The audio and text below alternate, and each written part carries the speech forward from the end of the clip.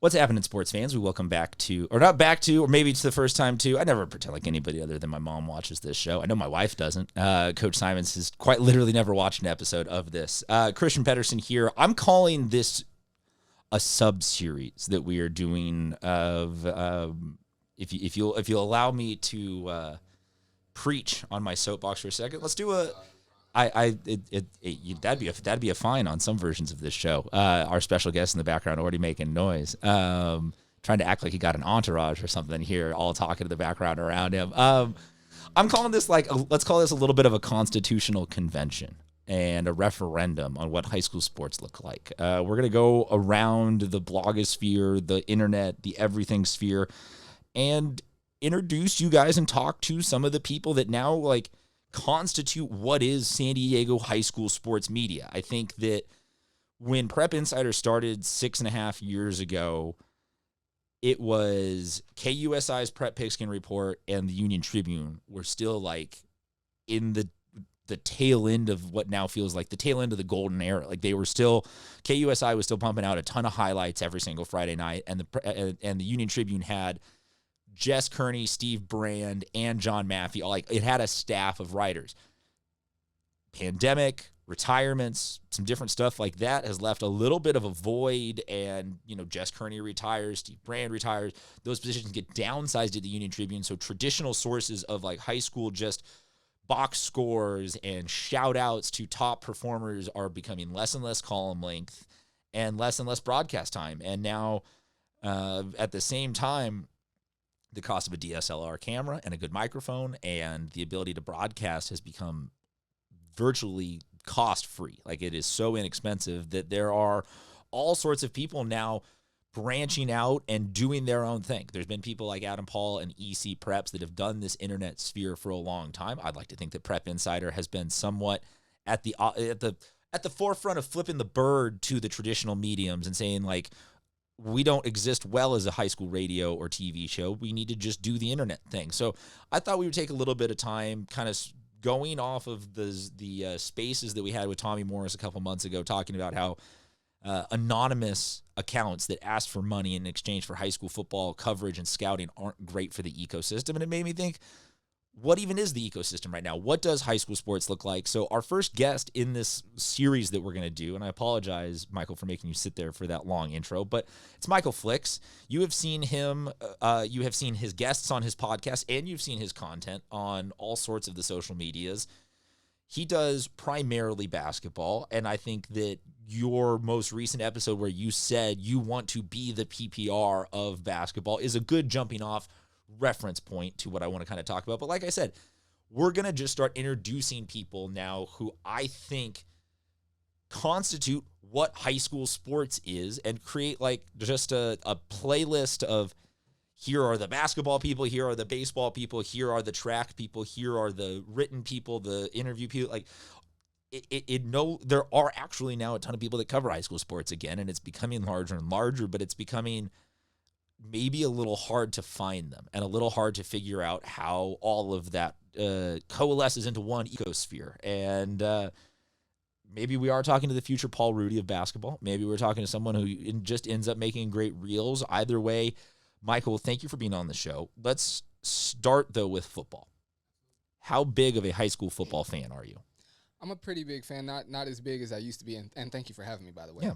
Not as big as I used to be. I've gotten more into it in the last, I want to say 4 to 5 years, just because I started covering it for PPR. I'm one of the photogs for PPR. So I've gotten more into it over the past 5 or 6 years. I played high school football, so as much as anyone who played or still watches it, but I've gotten more into it recently. So basketball, obviously the first love, Absolutely. and then football the second love. But as a second love, is football closing the gap at all with basketball for you, or will basketball? Have you been to enough cool football games in the last couple years that you're like, I get it, it's growing on me a little bit, or has football, or does basketball have its place firmly secured for you? I guess a little bit of both. Basketball has its place firmly secure, but football is becoming more and more a part of what I do and what I cover. I don't get to go to some of the I guess what would be the coolest football games, because I have to go where PPR assigns me to go, and I don't always get booked to go to the best games. But I do enjoy, for the most part, unless it's a blowout and it just gets boring, I do enjoy, pretty much all of the football games that I Showing do go up to. with the red jacket is a special experience because people Absolutely. gravitate towards you and actually enjoy talking to you. So you get to feel like a little bit of a celebrity in the way that maybe basketball, you just kind of blend in differently because there's not that iconic brand yet. You say, though, on your recent episode, and I encourage everybody to go check out everything that you are doing, but on your most recent podcast episode with Aaron Bergeron, do you know his son is Aaron Bergen Jr.? Yes. Yeah, it's crazy, Aaron. I didn't know that. You said, though, that you want to be the PPR of basketball, and that is kind of like why I want to talk here. So what are you doing right now in the basketball sense? Because you want to identify yourself on here as you are a high school basketball reporter in the San Diego CIF section area in the arena of travel ball and all of the different things that correlate into high school basketball's world right now.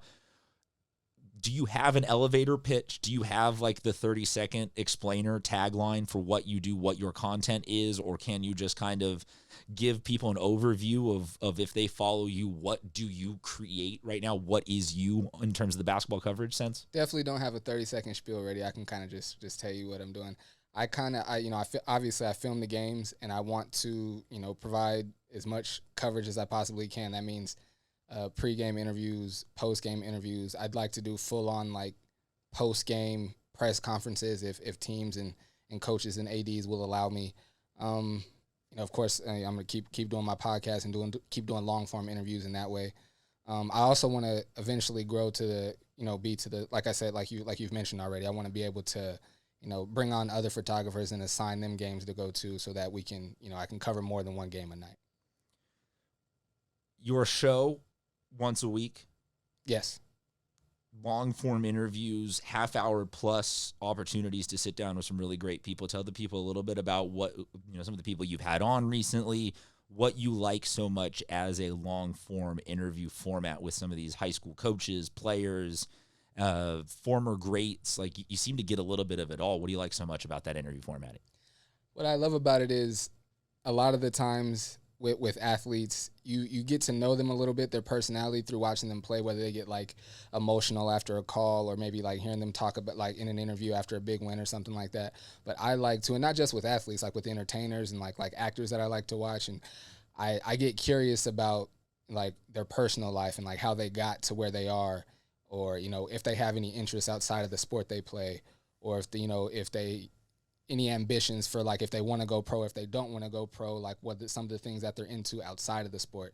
So I like just first of all, I have to be curious about the people. I'm curious about a lot of people, and so I just ask them things that I'm curious about, and then give them the opportunity to share like more of themselves. And also like if they are interested in something outside of the sport, they can speak about that, and someone might hear it and be like, I'm into that too, and then they can connect with them on that level.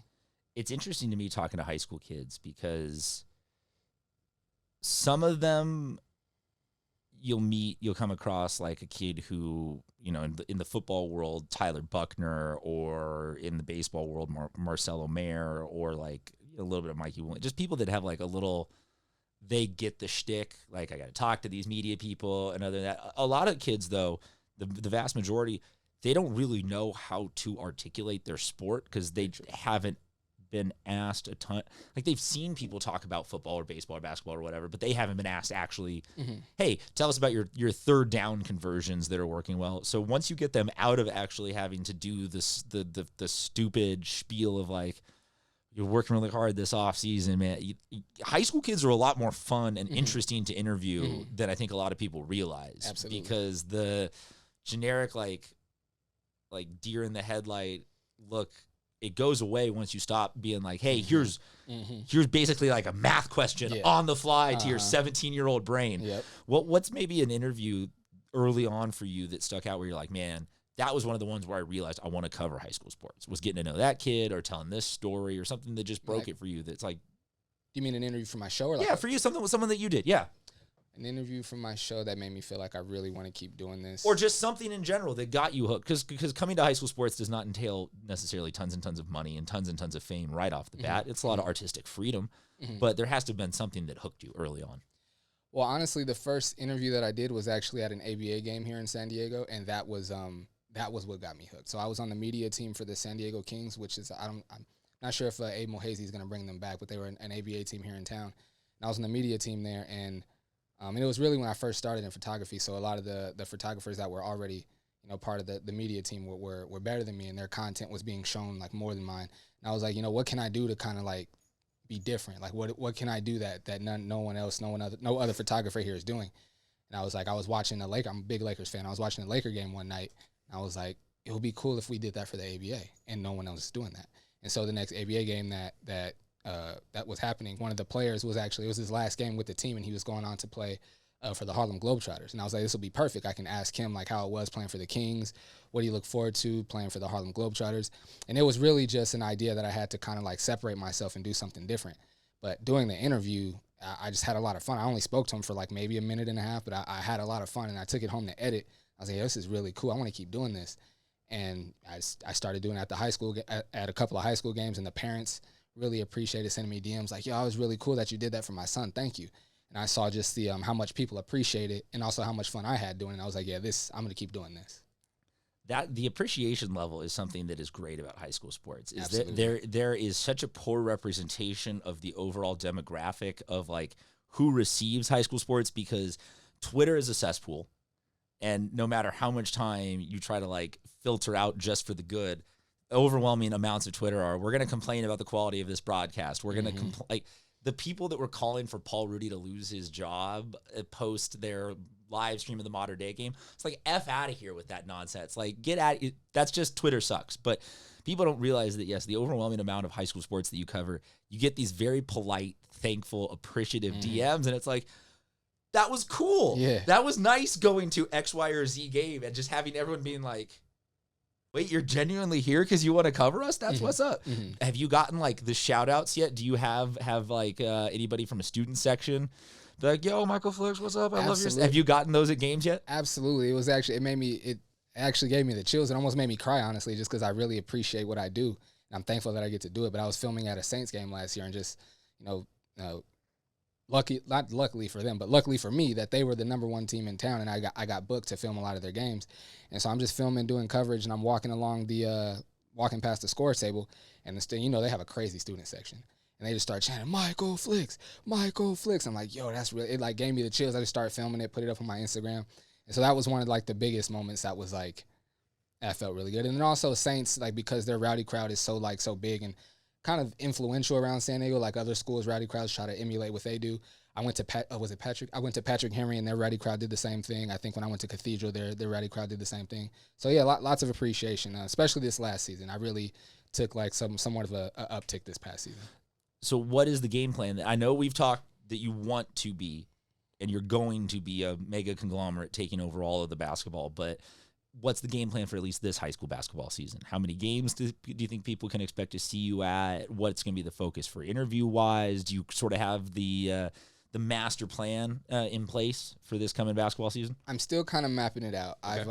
I've brought on, I don't want to say brought on. I have a couple of friends that I've met that are also photographers that are willing to help. You're building out the roster. Exactly. I've had a couple people that want to help me out, that they're going to film games for me, and I'm either send me the footage or I'm going to have to drive and grab the footage from them. Let's hope it's not that option. Yeah, exactly. Let's hope Dropbox works out for all. Or we transfer one of those two. Something's got to work. I definitely don't want to drive around and pick up footage. But I've already spoken to Coach Jeff at Lincoln High School, and I think one other coach, I can't remember what school, but a couple of schools have already said, like, yeah, for sure, you can do post-game. Coach Marshawn at Mission Bay. Both those schools have agreed to, like, let me, set up post-game. Not shocked that either of those guys are friendly with the media concept being around their team, but yeah, okay. Exactly. Very strategic, and the first people that reached out to me. Yeah, they said they would let me do a post-game press conference, like full post-game press conferences with their players. Marshawn's always been very open and willing to let me interview him and his players post and pregame. So the plan is to I'm still finalizing with a few schools and a few parents about what players and teams that I'm going to be paid and booked to cover. So I'll be at whoever pays me first and foremost. That sounds bad, but that's what it is. First and foremost, whoever Well, pays me. and that's part. This is not just a puff piece publicity bonus for him. This is, like I said, it's an honest discussion of what does high school sports look like right now. And high school sports looks like Michael is one part of 5 or 6 video dudes-ish kind of thing that have these cool edits going around and cool clips going around, and that doesn't get funded in the traditional way of selling straight-up advertising at a corporate level that and then just gets dished out to you. So, yeah, part of the reality is you've got to make that money somewhere. And until you get those 10 million subscribers on YouTube and every one of those videos drops with 50,000 viewers, like, exactly, you got to generate something. So no, I appreciate you disclosing that, but it's not it sounds bad at all. Okay, good to know. So yeah, I'm gonna be where I'm paid to be first, but then on the nights where I don't have anything booked, and my kids aren't too upset about me leaving, then I'll go find whatever. I was gonna say whatever game I want to, but which is the case. But I try to find. I try to go and see teams that I haven't yet seen that season, or go and see lesser known teams and players that typically wouldn't have a cameraman or a reporter at their games. So who are some teams that are still on the checklist for you to go see for a first time this year that you haven't been out to, that you're like, I might be interested to go check them out this year? El Camino, Lincoln Girls. That's El Camino's a fun one. El Camino, Lincoln Girls, Christian High, Hilltop. And I had like a list of 10 that I was like, I didn't cover them at all last year. I have it written down. I can't think of all of them right off the top, but I wrote down 10 schools that I did not make it to any games last year, and I told myself I'm going to make it to at least one of all 10 of these schools next season. Okay. So, yeah. So those that I named are just a handful to start with. What's your most favorite and least favorite gym you've been in San Diego? Great question. Most favorite gym I've been in. And you can use whatever parameters you want. Okay. So my least favorite, then I was gonna name a high school gym. But you said with any parameters I want. Well, no, it's a high school gym. Oh, high school gym. Okay. But I'm saying like favorite can be I had a great memory there. Favorite can be like San Marcos just because it's so big and nice. Like favorite. Okay, I gotta say Saints then because for favorite. Gotta say Saints for favorite. The lighting in there is amazing. It's always really bright. Shout out to the ADs going with the new, like the little LED lights. Those things are powerful and they're bright and they're white and they're clean. I love them. Yes. Hell yeah. They make a videographer's life much better. Absolutely. The lighting in there is great. And then also Grant, like I said, they were the number 1 team in town last year. So I got a lot of great plays, a lot of highlights. Carter Hollinger got a big dunk that I was right under the basket. Yeah, the younger of the Carter Hollingers. That makes me feel old already. That I was there when his brother won a championship at O'Farrell, the first of the championships. Wow. Yeah. That was like 6 years ago. That wasn't even that long ago. Yeah, sure. But yeah, okay. So then least favorite. Least favorite. I'll let you filibuster for a second, and do you have it or I have it. Okay, then go. And it's just literally for a personal reason. Yes, my please. least favorite gym to film in is Hoover because they ended my high school basketball career. We played them in the first round of the playoffs my senior year, and we Where'd lost. you go to high school? I went to Orange Glen out in Escondido. Yeah, thank you. I know where Orange Glen is. Okay, a lot of people don't. We cover most everything at least once. Cale Pedersen for the last 4 years was an obsession of our show. You're running back there at Orange Glen. Okay, so a little bit of bad blood against Hoover. Hoover's gym is interesting though, and I know that I'm not going to pretend like look here. Ed, this is just really more for the people watching. I'm flashing back and forth between the two of us right now to remind people there's 2 Americas in this conversation. But when you go into Hoover's gym and they have their like wall of famous alumni, just to look all the way up and there's that big ass portrait of Ted Williams and you're like, here? You're like, that guy? Yeah. Like the best baseball player of all time here? And to me, it almost does the rest of the wall it's cool, but it does a disservice because you realize in the 100 years since he graduated, there's like 3 other football players, nobody since 1985 really, and you're just like, man, They are setting up every other athletic alumni for absolute failure in terms of their reputation, because no one will ever get the 14-foot tall, like bigger than life-size portrait that Ted Williams has. But it's kind of cool. You walk in there and you're like, all right, nice. I will go with, I'll tell you just flat out, least favorite is Valhalla. Okay. That thing is a sweat box and a hat. I've seen players go sliding, flying out from underneath the post, trying to get rebounds, just because that gym, when it's packed, there's a lot of high school gyms when it gets packed, like they don't necessarily have the ventilation to keep like cool. And you just get that general like sweatiness. That was the kind of one where they had those big fans going, and the floor was still like the floor was needed to be mopped in between quarters. All muddy in there. And I'm just like, nothing is good about this. And then Steel Canyon ends up getting a road win that game, and everyone's just like trying to file out as quickly as possible and pushing and shoving and sweating and just like stuck to it. It was awful. I never want to go back to Valhalla's gym as long as I live. On my favorite one, I kind of got to go Torrey Pines, just out of the, like, it's got a little bit of the old school, like the wooden benches vibe, but it's got enough room that it's not teeny tiny. The scoreboard is nice. The fans know how to cheer usually. That's a big part of the experience for me also, is going to a game where the student section knows, how to be rowdy, but also just like how to appropriately cheer and follow along with a game and ride the emotional ebbs and flows. Because sometimes you'll get, that's very true, and sometimes you'll get some fan bases. Like it was Michael, the kid at Orange Glen from like 3 or 4 years ago. Michael Diaz. Some of the Michael Diaz games, I can remember you guys would get up early and the fans would blow out all their energy, and like they wouldn't know, okay, on these first 6 possessions, we can't cheer at our entire asses off because this is 4 quarters. We've just never experienced like sustained good basketball like that. So I like going to fan bases where they know, okay, look, that first 10 buckets were cool, but there's an hour plus of this. We got to know how to, like, we're going to need against them sometimes, pro us sometimes. So I'm always on the lookout for a good student section. I really get a kick out of the student sections that are like, you could tell they make it a point. Like you can almost tell like they meet before the game. Like, yo, like there's like some of these student sections are like a well-oiled machine. Like sometimes they're it's a lot easier to now than ever before. Like I think about it. If I had I graduated high school in 2009, so like not that long ago, but we didn't have like the efficiency in group chatting and that kind of stuff. And I think about like if I had that kind of stuff, hell yeah. We would have like we would have had an ASB Slack thread specifically planning out our approach. And some of the teams that I come in here and talk to have ASB kids on them, and it's like it's a real deal. Some of these spirit coordinators, like they spend their time really getting things ready.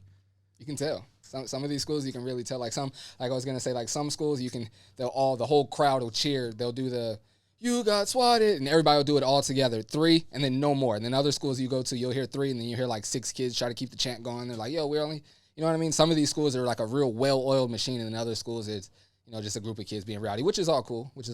Basketball is, though, also the sport that toes that fine line of sometimes it gets too mean too quick. Oh, absolutely. And I have been that. I have owned up to that. I've never really had the opportunity to tell this story, but I will. When I went to La Jolla, I didn't participate in it, but I was there cheering for it. We won 3 CIF championships in 4 years at the basketball level. Kamal's my boy. But yeah, we showed up to a game once against Mission Bay with a sign that had like a photo of a beet, like the vegetable, wearing a Mission Bay cheer outfit. Got in a little bit of trouble for that. Not a lot of trouble, but just a little bit of trouble. I got the right amount of trouble for that one. That's hilarious. Because my principal said, it's a little bit of a thinker. You're definitely in trouble for that, but it's a little bit of a thinker. So on the flip side, though, the one that I'm always on the lookout for, and I love these people, are the student sections of like 4. Like the people that go to the Preuss games, like that are like the 4 kids. Like one of them's a girlfriend of a player, one of them's the one that doesn't have a ride home, one of them like genuinely likes the basketball team and wants to be there to cheer, and one of them just is tagging along with the other 3. And like, all right, great. And you get some of them where you're like, to me, I cherish those moments the most out of all the high school stuff, because you get somewhere like homeboy banks in some crazy buzzer beater 3, and you turn around to look like, did anyone else see that? And there's like the 4 other people there that all 4 or 5, you just have this special moment of like, we just saw that guy make the greatest shot of his entire life. That's cool. Yeah. You're going to lose by 40, but hell yeah, that was a great shot. So there's just some of those moments where like, and then on the flip side, there's some moments where you go to some really, really bad games and you look around with everybody else and you're like, we're all in this together, right? We're all sticking around to the 4th quarter of this one. They're down 80. Well, some of these schools, they know how to the school spirit or the camaraderie or whatever you want to call it is so strong that some of these kids, like, for example, I was filming, it was a football game, but I was filming the East Lake football game. Was it East? Yeah, it was East Lake. And they have a DJ like right in front of the student section. I don't like that. I thought it was amazing. Sense. I thought it was amazing. They were down. They ended up losing the game by like 28. No surprise. They got smacked. No surprise whatsoever. But if you look and listen to the rowdy crowd, you would think they were up by 100 points. Like they were going crazy. Yeah, but they were loving it. But to me, that deflates, and this can be a completely separate podcast of just me being a crotchety old sports person. But to me, that like they're not cheering for the game anymore. No, they're there for a party. Yeah, and I wouldn't want that as a defense. If we're down, if as a defense I've gotten smoked and we're trailing 4 touchdowns, I don't want people sarcastically cheering on a 3rd and 5 for me to get a stop with 6 minutes left in the game. I want deafening silence to remind me that I bleeping failed this week. Really? Yo, hell yeah. No, I think that it creates too much of this fake like, oh, like it's okay, like we just all still had a blast. And some of that is youth sports more than high school sports. I think high school sports, part of what you're signing up for is growing up a little bit. Yeah. And not to say like, we need to make a man out of all of them. But yeah, I think on some of this, you can do away with the just walking away going, oh man, Friday was a blast anyway. Everyone had such a good time. It was so fun. Well, I think, it could be different now. I'm like, I graduated 06, so for a timeline anyway, I was like, but I think for So you would have been there when Todd Doxey was there?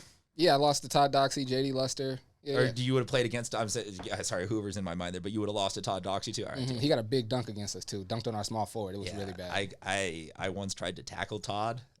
Did not go well. He was a stud. Yeah. He was an absolute stud.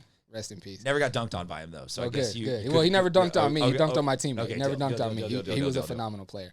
But that's what I was gonna say. As a player, see, our rowdy crowd at Orange Glen, we had one of those rowdy crowds that if we were up 35 or down 35, you wouldn't know it. They were going hard. You guys have a good band too, Orange Glen? Yeah. That's an experience I like. That's dying off too quickly. I love a game with a good band. I feel like it's already died off. I feel like there's only like a handful of schools that really have like a really like phenomenal band. Yes. Have you been to a Castle Park football game and seen their band while working the PPR circuit? No. That confuses the hell out of me because Castle Park's band's like a 60 piece. Like they have like 60 people on their band. Damn. That's like bigger than their whole football program. Sheesh. Yeah. And they go out at it is the closest to you seen Drumline? Yeah. Halftime is game time. Yeah, it's the one school that's close enough to halftime is game time because the football team's down big every week and the band's like, that's okay. It's okay. We'll go out there and we got the entertainment. Don't worry about it. Yeah, we'll bring the heat on one of the 3 remaining grass fields in San Diego. Mike, I really appreciate you coming in and spending a little bit of time. Let's sum this up with people. Give them the plug on where they can find all of your stuff, what they can expect for you in terms of a timeline of when everything's coming out, how they can get a hold of you to book you for their teams if they want. Just the floor is all yours. Absolutely, and thank you. You can follow me on Instagram, Michael Flix, MICHAEL .Flix FLIX. My YouTube channel is the Flix Media Network YouTube channel. You can just type in Michael Flix on YouTube and it'll pop up. Please subscribe to my YouTube channel. I would greatly appreciate that. I'm trying to grow and get this content out to as much people as possible. I'm also on Twitter, but it's more of like just personal. It's not really like I tweet about like sports and from time to time, but it's really just my personal. So if you want to follow me there, you can. It's I am Mike Rohn, which is my real name, Mike Rohn. That's pretty much it. That's all the space that I'm at right now. Everybody's trying to convince me to get on TikTok and do that whole thing, but I might do that one day. I actually have a TikTok account. I just never post to it. I might start doing that one day, but I doubt it. TikTok, from what I have dabbled in is one of two things. You either hit a home run with the algorithm and like people just like your edits, and it just, you have no magical reason to explain how you went from 0 to 1 million followers real quick, or you have to play along with their sounds, and like you have to be always looking up what's the constantly like top trending sounds and create content individually curated towards that. I love TikTok as a consumer. I IG Reels fills my need to get stuff like that's just like that swipeable in front of people. So I'll take my IG Reels and I'll repost them to TikTok, but I'm not taking a minute to, like, here's the top sound. How do I make that fit in with how somebody did in football last week? Like, same, man. Yeah, no. I was just talking to somebody the other day about, he was like, yeah, man, was talking about like just, I was like, yeah, I'm kind of really focused on right now, like growing like on Instagram and on YouTube right now. He's like, yeah, man, you got to start using these trending sounds. I'm like, yeah, but I post like clips from my podcast and like sport, like basketball and football clips. I don't really see the purpose. He's like, I'm telling you, man, just throw one of those sounds over and it's going to go viral. I was like, well, that's not really like the goal here. I'm trying to get the content out to the people, but I guess if that's what people are doing, then more power to them. You got to give the people what they want.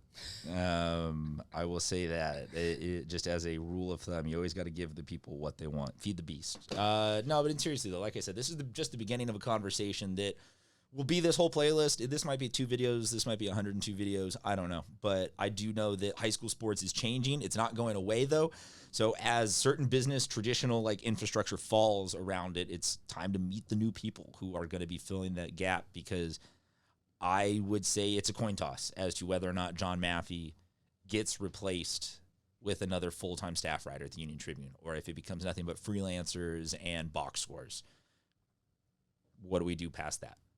What do we do once Paul retires? Like, we're going to very quickly run out of like people who are established. Like, hey, you go to this person for this stuff. So Mike is just another one of the many people that we will be talking to as we get to know what high school football looks like post-pandemic. Thanks for tuning in, everybody. Talk to you next time.